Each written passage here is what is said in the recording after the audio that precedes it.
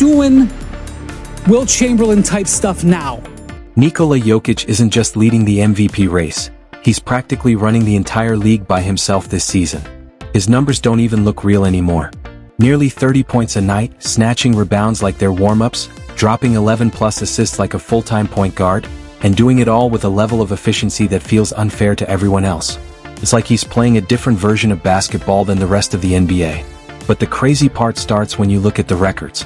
Jokić is putting up a PER of 37.0, the highest single-season mark in NBA history. Higher than Giannis, higher than Wilt, higher than any version of himself.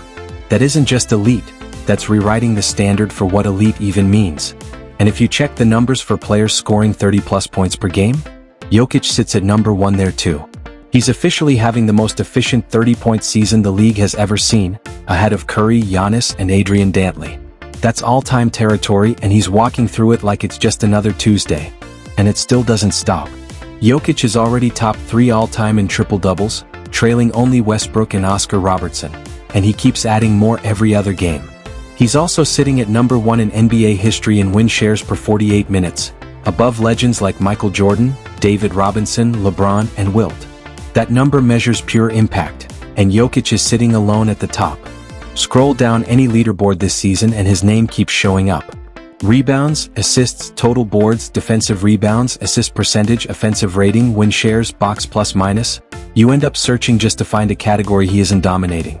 And even that feels like a challenge. Every 100 possessions that he's on the court, I want you to listen to what I'm about to say. I'm going to try to keep it under control. Every 100 possessions he's on the court, the Nuggets are scoring 151 points.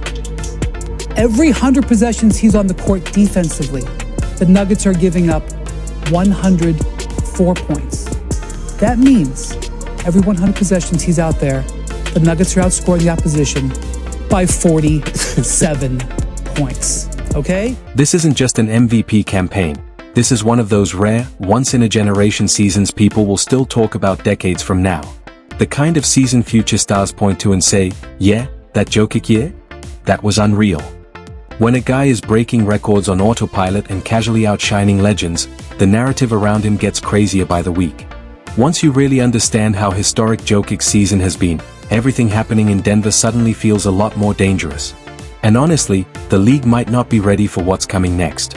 So subscribe, because what's about to unfold is only getting started.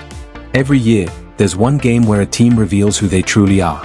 For Denver, that moment hit hard when they ran into the Rockets, one of the toughest squads this season. Walking into Houston without Aaron Gordon, who went down barely 3 minutes in, and without Christian Braun? That should have been a nightmare. Road environment, NBA Cup intensity, every sign screaming trap game. But Denver didn't bite. They flipped the narrative completely. They didn't escape with a win, they walked in calm, controlled the pace, absorbed every run Houston threw, and looked like that same icy, veteran unit the entire Western Conference prayed would stay dormant this year. This wasn't just about matchups or who guarded who. It was a reminder of the machine Denver still is. Houston usually only needs 2 things to ruin your night: suffocating defense and chaos that drags you into their style. But this time, Denver didn't blink. Is doing stuff. It's wild, man. He's shooting 78% on 2-pointers. 78. Yeah, that's a high okay? number. He's leading the league in rebounds.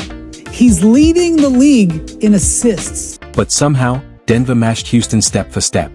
They held the Rockets to just 12 points in the first quarter, survived Reed Shepherd going off for 27, dealt with Houston pulling down 17 offensive rebounds, and still kept their composure when the game tightened up. When you break it all down, this win came from 3 major things. First, Denver flipped that hidden defensive switch, the one they only use when the moment actually matters. Even with Houston crashing the glass non-stop, Denver held them to 7-for-17 on second-chance shots, forced tough mid-range jumpers, rotated with playoff-level precision, and refused to let Shepherd's hot streak turn into a full takeover. Second, Nikola Jokić basically cracked every puzzle Houston threw at him like it was a warm-up drill. He dropped 34 points, 10 rebounds, and 9 assists, but even those numbers don't capture how completely he dictated the flow. Every mid-range look they dared him to take? Money. Whenever Jamal Murray couldn't find his rhythm, Jokić slowed the pace, stabilized the offense, and reset the entire energy of the game. He even guarded Sengun straight up and delivered the biggest plays when the pressure peaked. This was one of those nights where the best player on the floor dragged the whole matchup into his tempo. And if you're feeling this breakdown, go ahead and hit that subscribe button. More heat is on the way. Third, Denver leaned on that championship-built composure, the kind you only get from real battles and real scars. Houston kept throwing run after run, searching for the one crack that could flip the momentum. But Denver didn't fold. Not once. They moved like a unit that's lived through these moments 1,000 times, because they have. You could see that experience in every possession, every rotation, every late-game decision. When a team survives a road game like this, down 2 starters, everything going sideways, and still walks out with a win, that's not luck. That's championship DNA showing up right on schedule. Denver has a man who is playing at the absolute peak of his powers, and so nothing can be taken away from him. And Denver has the number 2 defense. It reveals something way deeper about who Denver really is. Nights like this don't just happen by accident. They happen because a superstar like Jokic knows exactly when to step in, exactly how to take control, and exactly how to shape every possession to his will. And everything Nikola Jokic showed in this game is the same stuff he's been doing all season long. He's running the league again with numbers that barely sound real. 29. 5 points, 13 rebounds, 11 assists, nearly 2 steals, and a ridiculous 69% effective field goal percentage. That's video game territory. He's still the cleanest playmaker in basketball while being one of the most efficient scorers on the planet. Shooting 41% from deep, hitting mid-range jumpers like he's at an empty gym, and knocking down 66% from 3 to 10 feet and 67% from 10 to 16 feet. Every one of those looks is automatic. And with his size, that slick footwork, and the calmest dribble in the league, defenders barely have anything real to throw at him. He walks into his spots, takes the shots he wants, and hits them at almost 70%. There's literally no defensive scheme built to stop someone that precise. Because of that, his offensive impact is getting absurd. Denver scores 22. 4 more points per 100 possessions with Jokic on the floor, 99th percentile dominance. Their net rating jumps to plus 24 when he's out there. That's superstar command at the highest possible level. And if you're rocking with this breakdown, hit that subscribe button. More heat is coming. But before we keep cooking, big shout out to everyone watching and showing love. If you're messing with the content, hit subscribe and smash that like button. It really keeps the channel moving. Alright, lock back in. Here's what people keep pretending not to notice. Jokic's defense this season is just as important as the scoring numbers. Anyone still calling him a bad defender simply isn't watching. That outdated narrative does not fit anymore. Denver leveled up their defense, and Jokic is right at the center of it. Perfect positioning, elite timing, and high IQ reads that shut down plays before they even start. No crazy athleticism.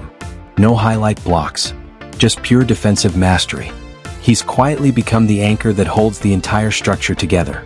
And that matters way more than any flashy chase-down block fans scream about.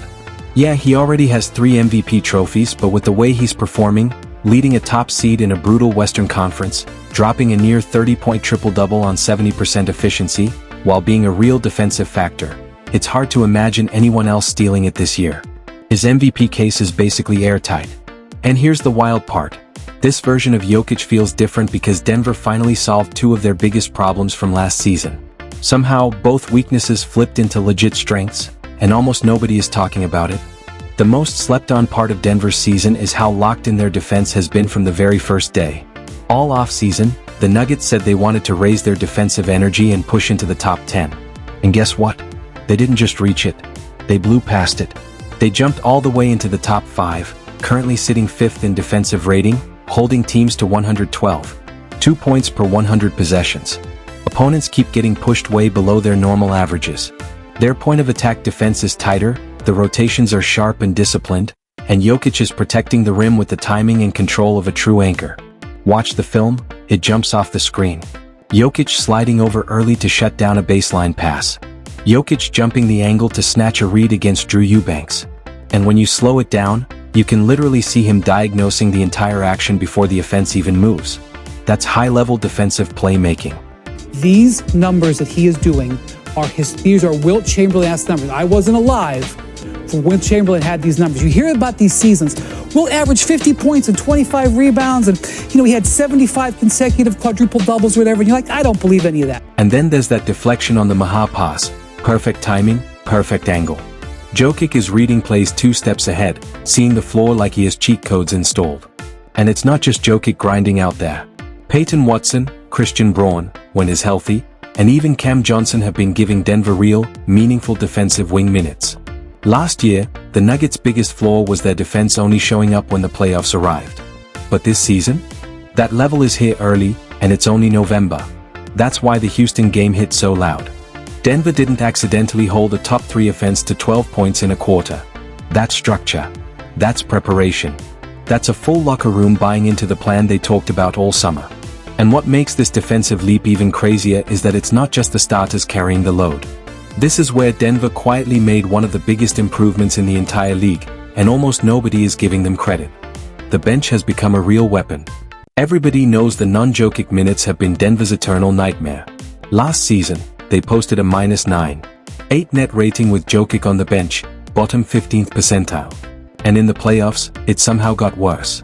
The non-Jokic minutes fell off a cliff to -31.1, the worst mark in the NBA. Every possession felt shaky, every lineup looked stressed, and the moment Jokic sat, the whole energy collapsed. This season? Completely different story. And if you want deeper breakdowns like this, hit that subscribe, more fire is on the way.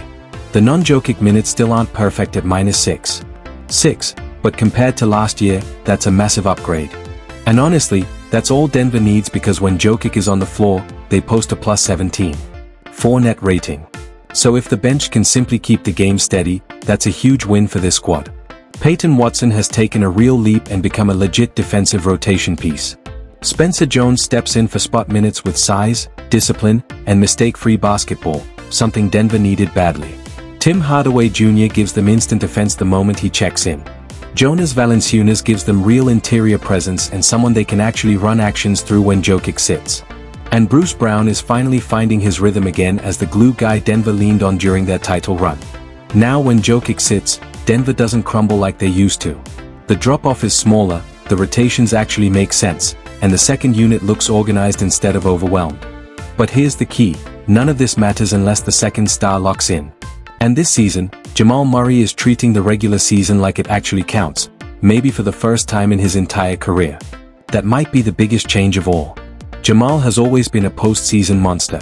Everyone knows how dangerous he is when the lights get bright. But during the regular season, nobody ever knew which version of him would show up. Not this year. This season, he looks like a completely different guy. He's putting up 22. 8 points, 6. 5 assists, 1. 2 steals, shooting 54% effective field goal percentage, and doing it with the consistency Denver has been begging for. If you're feeling this breakdown, hit subscribe, more heat is dropping soon. You can see he's taking the nightly grind seriously. He's more aggressive, more physical, locked in from tip-off, and attacking mismatches right away instead of waiting for the game to settle. In past seasons, fans would start panicking midway through the schedule because Murray cruised through the regular season. But this year, he looks like a legit all-star from October onward, and is playing like that every single week. That's massive for Jokic because it means he doesn't have to drag the entire offense every night. The Houston game proved it perfectly. Murray started cold, then flipped the switch in the second half, hunting mismatches, hitting a filthy mid-range dagger, and making the smartest defensive read of the night by jumping Sengun's pass to Thompson in the dunker spot. That play saved the game. And it didn't even feel like a rare playoff mode Jamal moment. This is who has been all month, the guy who actually cares about November basketball. And when your 2 stars are locked in like this in November, your ceiling skyrockets fast. That win over Houston wasn't just solid, it was a statement. A real test. And Denver handled it with poise, control, and playoff-level focus from start to finish. And honestly, none of this surprises me. Before the season even started, I picked Denver to win the championship. Nothing they've shown has made me doubt that prediction. If anything, the level they're playing at is making me even more confident. Even with OKC looking strong, while Denver is running the West, something spicy is cooking in the East. The Detroit Pistons suddenly look like a real threat. And if you want to see why the numbers say that squad might actually be legit, the full breakdown is right there waiting for you. Go tap in and show some love. And yo, don't forget to subscribe to keep the fire coming. Did anything jump out to you? Or do you see it differently? Drop a comment, I actually want to hear what you think. Huge love to everyone watching these breakdowns. Seriously, it means a lot. Like, share, and subscribe. That support keeps the channel alive and lets us keep dropping heat. If you're hungry for more, there are plenty of videos waiting for you on the channel. Catch you in the next one.